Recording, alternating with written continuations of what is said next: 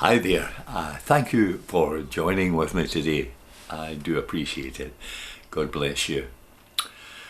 I don't know if you've ever heard the story of the fellow who many years ago won a contract to paint the church. Things had been hard with his business and he was desperate for work, so he cut his price to the absolute minimum. And halfway through the job he realised that he was going to make a loss. So he decided to try and make the paint go a bit further, and so he began to water it down, and that was fine, until a dark cloud swept over the hill and rain began to fall. With alarm he realised that the rain was washing the paint off.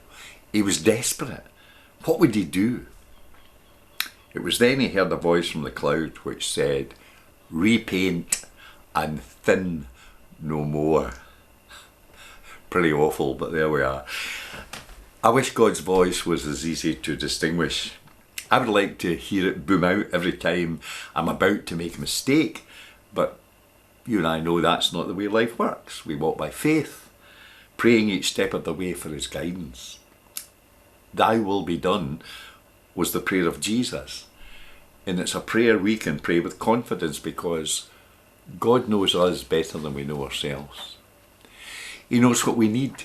He knows what's good for us better than we know ourselves.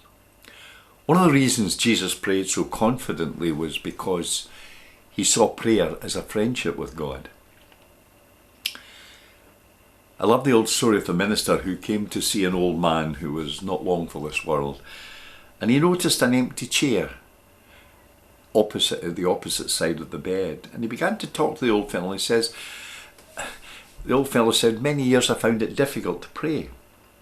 And my minister at the time told me not to worry about kneeling or fancy words or anything like that. He said, just sit down and put a chair in front of you and imagine God is sitting there in the chair and just talk to him as you would talk to a friend."